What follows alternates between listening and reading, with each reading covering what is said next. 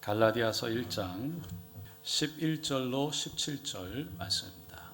형제들아, 내가 너희에게 알게 하노니 내가 전한 복음은 사람의 뜻을 따라 된 것이 아니니라. 이는 내가 사람에게서 받은 것도 아니요 배운 것도 아니요 오직 예수 그리스도의 계시로 말미암은 것이라.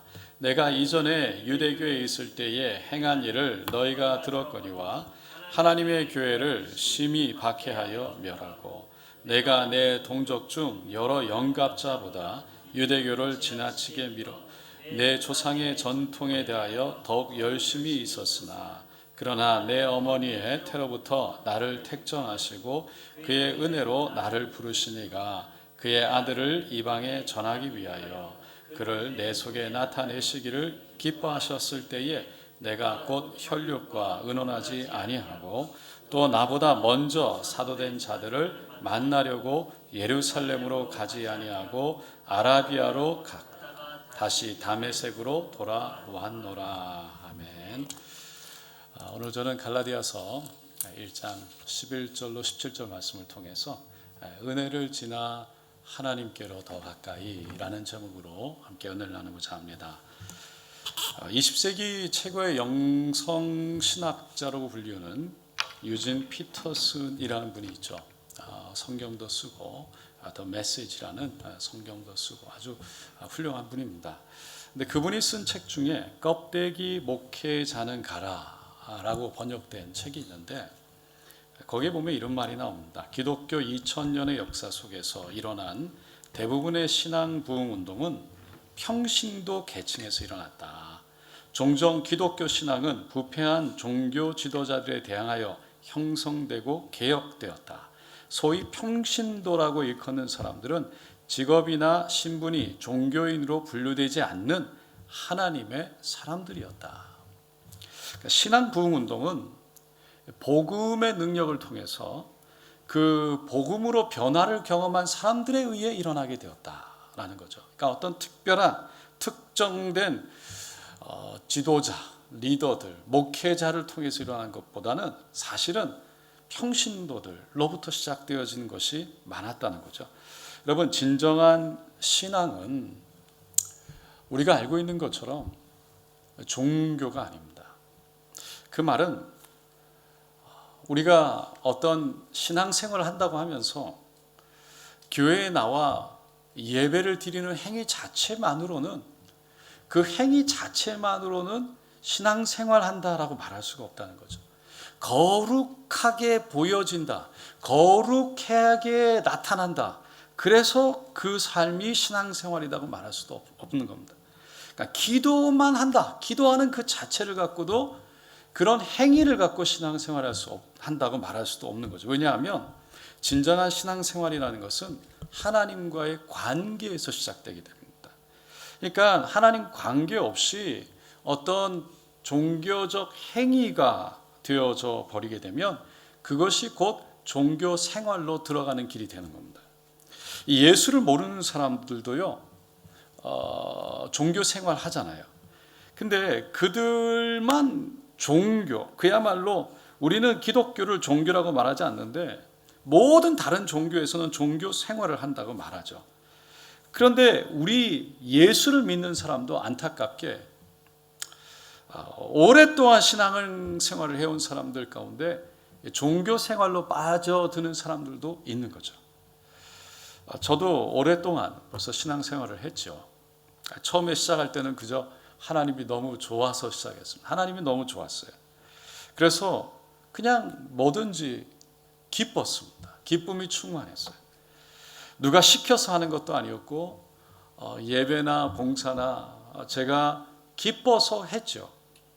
개인적인 유익이나 이익을 바라는 것도 없었어요. 그냥 열심히 했습니다. 그런데 신앙생활이 어느 순간에 목회 사역이 되어져 버렸을 때, 그러니까 목회 사역과 하나가 되어져 버렸을 때 해가 지나가면서 점점 힘들어진다, 좀 부담스럽다 라는 생각이 들어졌어요. 왜냐하면 신앙생활과 저의 사역이 다시 말해서 일이 되어져 버리기 때문이죠.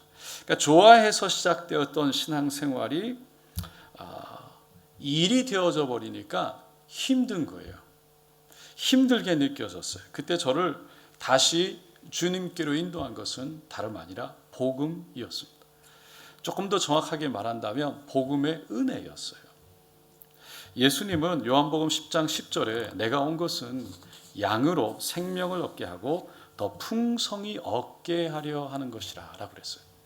그러니까 예수님이 오신 목적은 생명을 살리려고, 생명을 주려고, 그래서 우리 안에서 그 생명을 풍성히 누리게 하려고 오셨다는 거예요. 그래서 예수님을 만나면 생명을 경험하게 되는 거예요. 우리가 예수님 안에 예수님이 우리 안에 들어오시면 우리가 생명 안에 거하게 된다는 거예요. 근데 그 생명으로 신앙생활을 누리지 않고 자꾸만 그 생명을 가진 사람들이 보여지는 행동과 모습을 따라가려고 하다 보면, 흉내 내려고 하다 보면 진정한 내면의 변화가 일어난 것이 아니라 겉모습의 변화만 자꾸만 하려고 하다 보면 신앙생활 자체가 힘이 들어지기 시작한다는 거예요. 그때 우리의 삶 속에 나타나는 것이 뭐냐면 종교적인 어떤 규율, 종교적인 어떤 이래야 된다 저래야 된다, 예수를 믿으면 이래야 된다 저래야 된다라는 그런 규율에 억눌려서 그 안에서 살아가려고 하는 모습들이 우리의 모습으로 나타난다는 거예요. 그러니까 복음 안에서 자유함 가운데 진정한 기쁨과 그 자유함을 누리는 것이 아니라 종교적 율법 안에 갇히는 삶이 우리의 삶으로 되어지게 된다는 거죠. 사도 바울은 갈라디아서 5장 1절에 보면 그리스도께서 우리를 자유롭게 하려고 자유를 주셨으니 그러므로 굳건하게 서서 다시는 종의 멍에를 매지 말라라고 그랬어요. 근데 지난주 말씀처럼 다른 복음에 미혹된 갈라디아 교회 성도들이 많이 있었죠. 다른 복음, 왜곡된 복음이라는 건 다른 것이 아닙니다. 복음은 있는데, 예수의 복음이 있는데 거기에 우리의 행위, 우리의 공로, 그것을 통해서 복음을 얻게 되었다는 거예요. 그러니까 십자가 예수를 믿는다고 말하는데 그것을 내 행위로 십자가를 믿게 돼요. 내 행위로 그 십자가를 진다고 말하죠. 근데 진정한 복음은 그 예수 십자가를 믿는다는 거예요.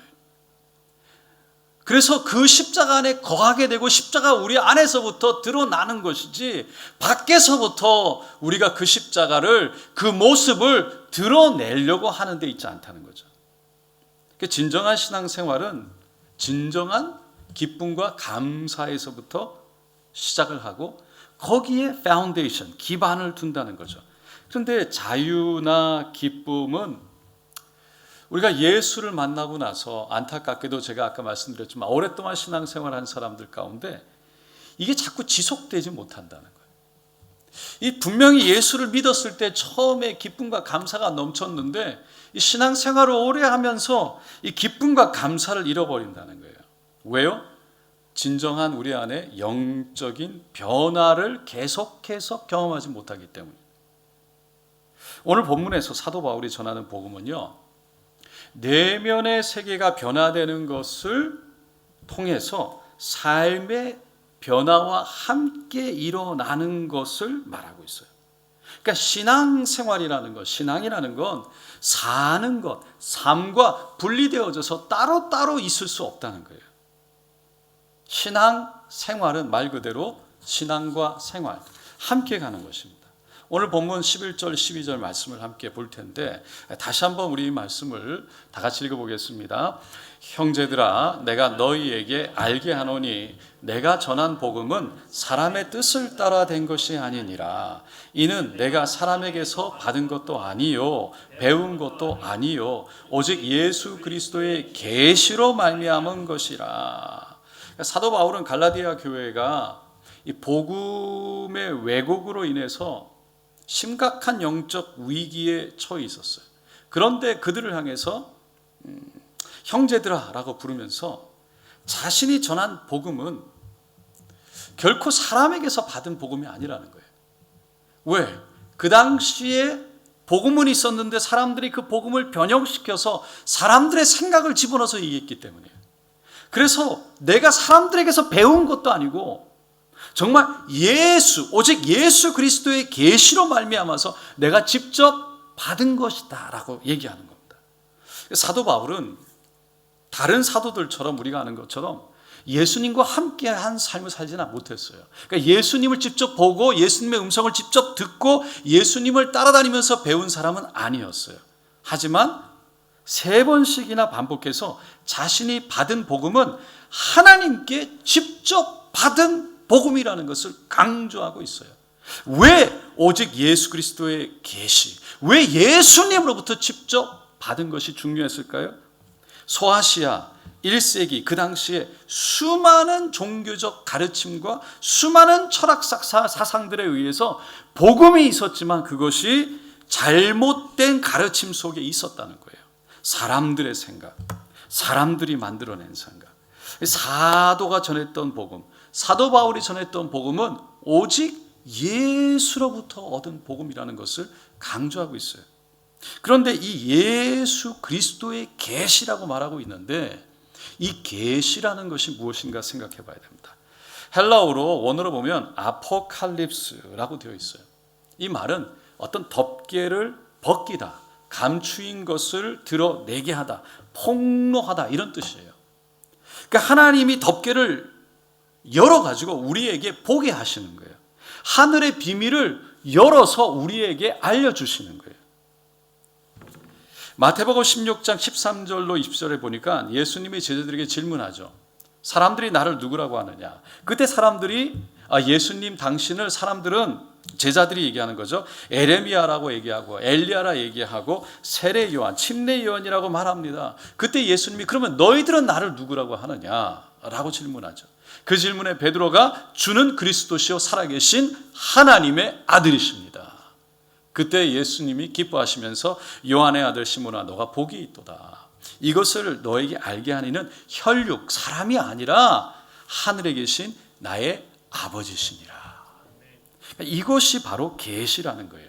사도 요한은 자신이 본 환상, 요한계시록의 1장 1절에 예수 그리스도의 계시다라고 설명했어요. 그러니까 인간의 예측, 인간의 상상 속에 보여준 것이 아니라 예수님이 보여주신 하나님이 열어주신 계시다라고 말한 거예요. 사도 바울도 자신이 전한 복음은 사람들이 알려준 것이 아니라 세상의 철학이나 세상의 사상으로 만들어진 것이 아니라 오직 하나님께서 알려주신 계시다. 하나님으로부터 왔다라는 거죠.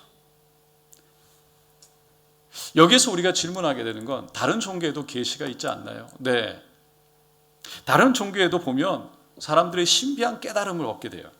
40일간 금식하면서 자신을 믿는 신에게 나가서 막 기도한 후에 어떤 신비한 깨달음, 성찰을 통해서 신비한 비밀을 봤다, 깨달았다라고 말하는 사람들이 많이 있죠. 근데 성경에서 말하는 이 계시라는 것은요, 자신이 노력해서 수행해서 고행을 통해서 얻을 수 있는 것이 아니라는 거예요. 하나님께서 닫혀져 있는 계시, 감춰져 있는 계시를 하나님이 열어주셔야지만 볼 수 있는 것이 계시라는 거예요. 그러니까 계시, 모든 주도권이 열어주고 보여주는 그것을 결정하는 분이 오직 하나님께 있다는 거예요. 인간에게 있다는 것이 아닙니다. 그래서 자신이 보고 싶다고 해서 볼 수 있는 게 아니에요. 우리가 노력한다고 해서 신기한 것이 보여지는 게 아니에요. 하나님이 열어주셔야지만 볼 수 있다는 거예요. 많은 사람들 중에 산속에 들어가서 혼자 도 닦고 혼자 기도하다가 신비한 것을 보았다라고 말하는 사람이 있죠. 가끔 오랫동안 기도했더니 신령한 것을 보았다고 자랑하는 사람들이 있어요. 신령해졌다. 여러분, 오랫동안 기도하면 영적인 경험, 어떤 신비한 것을 경험할 수 있어요. 그런데 그것을 보았다고 할지라도 우리가 어떤 노력으로 그것을 보았다, 노력으로 그것을 깨닫게 되었다라고 말하는 건 틀린 거예요. 내가 이렇게 했더니, 내가 들어가서 산에 들어가서 내가 몇 시간을 기도했더니, 내가 어떻게 기도했더니 이런 깨달음이 나에게 왔다. 여러분, 내가 아무리 기도해도 하나님이 열어주시지 않으면 볼 수가 없는 거예요. 우리가 깊이 기도하는 이유는요, 사실은 우리 안에 있는 잡념, 악한 것들, 우상들, 더러운 것들을 다 주님 앞에 내어놓고 거룩하신 하나님 앞에 우리가 깨끗해져서 그 하나님께 더 가까이 나가기 위한 과정인 거예요. 준비인 거예요. 근데 그것을 가지고 내가 무엇인가를 열심히 해서 하늘에 신령한 것을 보았다고 말하는 건, 신령한 것을 보았다 할지라도 잘못 이해하고 잘못 해석한 거예요. 하나님의 계시는 우리의 지성, 우리의 철학, 우리의 노력으로 열어서 볼 수 있는 것이 아니기 때문입니다. 흔히 우리는 기독교를 계시의 종교라고 말하는데, 그것은 성령으로 기록된 하나님의 말씀인 성경이 하나님의 계시로 우리에게 주셨기 때문이에요. 그리고 그 계시의 말씀을 깨닫게 되는 것, 그 계시를 성경을 통해 깨닫게 하는 것도 성경을 쓰신 바로 성령님이 우리에게 깨닫게 할 때 그것이 우리에게 계시로 열리게 되는 줄로 믿습니다. 그래서 그 성경 속에 보면 중요한 것은 하나님의 구원의 계획이 쓰여져 있는 거예요.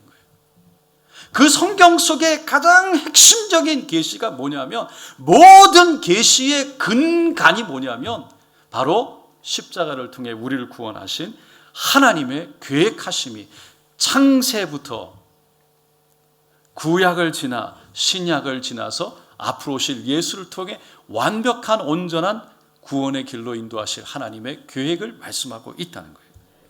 그래서 이 말씀 속에 하나님의 계시가 열리면 다른 것이 일어나는 것이 아니에요. 어떤 특별한 것이 일어나는 것이 아니에요. 우리가 하나님 앞에 죄인인 것이 보여지는 거예요. 그리고 그 십자가 앞에 무릎 꿇게 되는 거예요.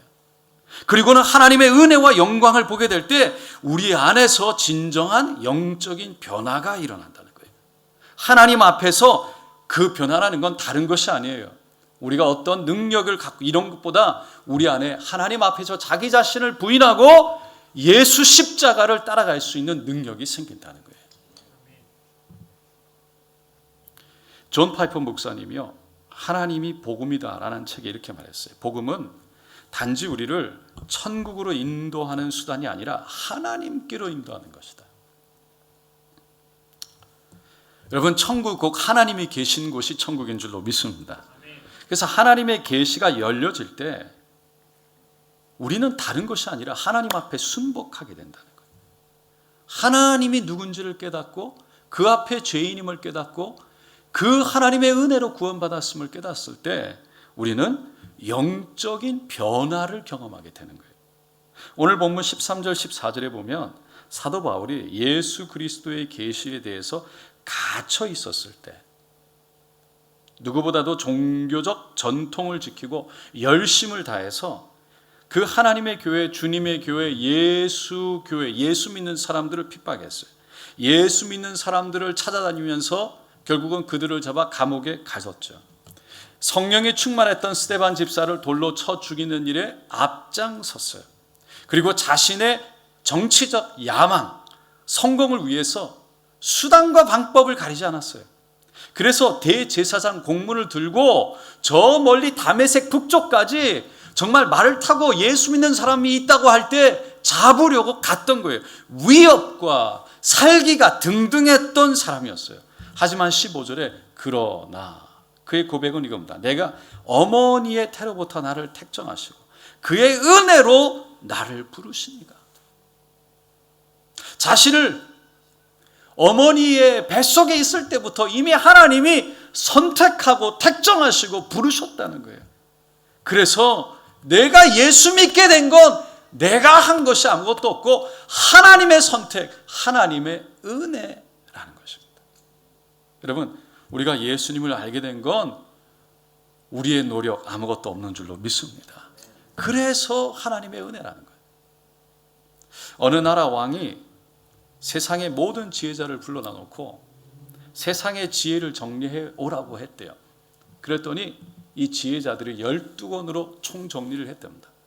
근데 왕이 너무 길다고, 이거 언제 다 읽냐, 사람들이 지혜롭게 살아야 되는데 이거 나도 읽을 수 없고 사람 언제 읽냐, 그래서 너무 많다고 한 권으로 줄여달라고 그랬어요. 한 권으로 줄여봤어요. 근데 그것도 너무 많다고, 어떻게 이걸 좀 더 줄일 수 없겠냐 그랬더니 한쪽으로 줄여왔대요. 왕이 그거 보면서 이 정도 줄일 수 있으면 한 문장으로 좀 줄여봐라. 한 문장으로 줄여왔어요. 그게 뭐냐면 세상에는 공짜가 없다라는 거였대요. 참, 이 세상의 지혜랍니다. 근데 정말 어떻게 생각하면 세상 사람들이 바라봤을 때는 이게 정말 이치에 맞는 지혜로운 말이에요. 세상에는 공짜가 없다. 여러분, 그러니까 요행을 바라지 말고 열심히 살아라. 심은 만큼 거두게 되니까 결국은 공짜 요행 바라지 말고 열심히 노력한 만큼 역시 대가를 받게 된다. 세상은 공정하다. 이 얘기를 하고 있는 거예요. 그런데 여러분, 성경 66권을 요약해서 한마디로 말한다면 무엇이 될까요? 하나님의 은혜입니다 라는 겁니다. 어떤 은혜입니까? 예수 십자가의 은혜라는 거예요. 그 은혜는 내 죄를 대신해서 짊어지신 은혜입니다. 그것이 은혜인 이유는 내가 죄의 사함을 받는데 내가 한 것은 아무것도 없기 때문이에요. 예수님이 다 해주셨어요. 그래서 나는 공짜로 거저 받았어요. 그래서 은혜라는 거예요. 그런데 그 은혜는 하나님 입장에서는 공짜가 아니었죠. 독생자 예수를 이 땅에 보내서 그 예수의 핏값으로 결국 우리의 죄를 사해 주신 거예요. 성경은 이 놀라운 은혜를 우리가 받았다고 말하는 거. 아무 자격이 없는 우리에게 그 하나님의 은혜가 구원으로 우리에게 주어졌다는 거예요. 그러면 이렇게 놀라운 하나님의 은혜, 결코 우리가 그냥 받은 은혜지만 하나님께는 결코 이것이 그냥 주어진, 그냥 되어진 것이 아닌데 이 놀라운 예수 십자가 보혈의 은혜, 그 핏값의 은혜를 받은 우리들, 거저 받은 우리는 어떻게 살아야 하는가 생각해 보는 거죠. 그럼 우리는 어떻게, 신앙생활에 대한 부분을 어떻게 살아야 되는가, 무엇을 하면 살아야 되는가. 사도 바울은 다메섹에서 예수님을 만나고 한 일이 있어요. 그것은 17절에 또 나보다 먼저 사도된 자들을 만나려고 예루살렘으로 가지 아니하고 아라비아로 갔다가 다시 다메섹으로 돌아갔노라 라고 말하고 있어요. 사도 바울은 다메섹에서 예수님을 만났어요. 그 예수님에 대한 만남은 엄청난 충격적인 것이에요. 그런데 그리고 나서 사도 바울은 예루살렘으로 가지 않고 사도들이 있는, 크리스찬들이 있는, 예수를 믿는 사람들이 있는, 예수가 십자가에 달려 죽은 예루살렘으로 가지 않고 아라비아로 갔다는 거예요. 왜 아라비아로 갔을까요? 그 엄청난 다메섹 사건은요, 너무 충격적이어서 그의 삶을 바꿔놨잖아요. 누가, 이 사도행전을 기록한 누가, 의사 누가는 9장, 22장, 26장 세 번에 걸쳐서 이 다메섹에서 있었던 일을 기록하고 있어요. 그만큼 다메섹에서의 그 경험한 일은요, 엄청난 충격적인 일이었고요, 엄청난 강력한 경험이었어요. 그래서 엄청난 변화를 가져왔죠. 하지만 사도 바울은 자신의 인생에 그런 놀라운 변화를 가져오기 전에 그 예수를 만난 것에 대해서 자랑하거나 예수를 만난 것에 대해서 자신이 드러내고 그것을 인정받기보다 사람들에게 자신이 누구인지 예수를 만난 사람이라는 것에 대해 인정받기보다 먼저 아라비아로 가서 하나님의 은혜 안에, 하나님과의 인격적인 관계 속에 하나님을 더 알기를 원했다는 거예요. 조용히 더 깊은 하나님의 은혜 속에 들어갔다는 거예요. 여러분, 우리는 하나님의 은혜 안에서 크리스찬으로, 하나님의 아들로, 딸로, 자녀로 부름받은 줄로 믿습니다. 그래서 예수 믿는 사람으로 변화된 거예요. 그 변화된 것이, 예수 믿는 사람 된 것이 끝이 아닙니다. 이것은 시작입니다. 하나님께로 더 나아가야 한다는 거예요. 더 깊은 교제 속에 나아가야 된다는 거예요. 하나님의 그 은혜가, 나를 구원한 그 은혜가 무엇인지를 우리는 더 깊이 알아야 된다는 거예요. 그 더 깊은 계시를 경험할 때, 그 하나님의 은혜가 어떤 은혜인지를 알 때, 그 은혜가 우리를 안에서부터 변화시키게 될 줄로 믿습니다. 그러니까 변화는 외적인 변화가 아니에요. 외적으로 거룩하고 외적으로 뭐 어떻게 드러나고 말하고 행동하고의 그거를 어떻게 드러내려고 노력하고 하는 그것이 아니라, 진정한 변화는 하나님을 만나서 하나님께 가까이 가서 그분의 거룩함 앞에 우리의 마음과 우리의 몸이 묻어나서 그분의 거룩함이 우리 안에서부터 묻어져 나오는 것이라는 거예요. 그러니까 거룩한 모습만 생기는 것이 변화가 아니라 거룩한 능력을 갖는 것이 진정한 변화라는 것이에요. 이런 변화는 하루아침에 이루어지지 않습니다. 하나님 말씀을 통해서, 결국은 지속적인 하나님과의 관계를 통해서 이루어지는 거죠. 나의 노력을 통해서 이루어지는 것이 아니라 하나님과 얼마나 가까워지느냐에 따라서 결정되어진다는 거예요. 여러분, 하나님과의 깊은 관계가 되지 않으면, 그리고 그 관계가 계속해서 이어지지 않으면, 누구라도 아무리 신앙생활을 오래 해도 결국은 종교생활로 떨어지기가 쉽습니다. 누구라도 말씀에 실증을 낼 수 있고, 누구라도 예배가 부담이 되고 짐이 될 수가 있습니다. 그러면 자신의 영혼이 점점 메마른 걸 느끼게 되고 심령이 굳어지고, 그 죄가 더 이상 죄로 여겨지지 않게 되는 거죠. 그 신앙의 연륜은 쌓여가는데 변화가 안에서부터 경험되어지지 않는 거예요. 변화가 경험되지 않으면 안타깝게도 변질되어지기 쉽습니다. 여러분, 우리가 예수 그리스도의 십자가 복음을 통해서 구원받았다, 이걸로 끝나는 것이 아닙니다. 이제부터 시작되어지는 거예요. 하나님의 자녀로 새롭게 태어난 거예요. 그리고는 하나님의 자녀, 하나님의 가치, 이 세상의 그 무엇과도 비교할 수 없는 하나님의 가치, 그래서 우리에게 주어진 최고의 가치를 하나님의 자녀가 되는 순간 주어지게 된 것입니다. 그래서 우리는 무엇을 해서 하나님 앞에 더 가치 있어지려고, 무엇을 해서 하나님께 더 사랑받으려고, 우리가 무엇을 할 수 있는 게 아무것도 없다는 거예요. 우리의 가치는 더 이상 올라갈 수도 없고 더 이상 좋아질 수도 없어요. 최고의 가치를 이미 십자가의 보혈로 우리에게 허락하여 주신 것입니다. 그래서 우리가 하나님 앞에 무엇을 어떤 것을 드러내, 어떤 것을 우리가 하나님 앞에 뭘 보여주고 뭐 어떤 걸 하려고 하는 게 중요한 것이 아니라 그분과 함께 하는 게 중요하다는 거예요. 그러면 그분이 우리를 인도하고 변화시켜 가신다는 거예요. 여러분, 우리가 하나님께 나아가는 것도 엄밀히 말하면 변화되기 위함이 아니에요. 할렐루야. 우리가 하나님 앞에 가까이 나아가는 것이 우리 안에 적 사람이 변화되려고 나가는 것도 아니에요. 하나님 앞에 가까이 나아가는 것, 바로 그분이 우리의 사랑이고 그분이 우리에게 복이고 그분이 우리에게 행복이기 때문인 줄로 믿습니다. 시편 73편 28절에 하나님께 가까이 함이 내게 복이라. 내가 주 야훼를 나의 피난처로 삼아 주의 모든 행적을 전파하리이다. 결국 주님을 가까이 하는 그 복을 누리는 사람이 결국은 하나님이 누구인지를 나타내게 된다는 것입니다.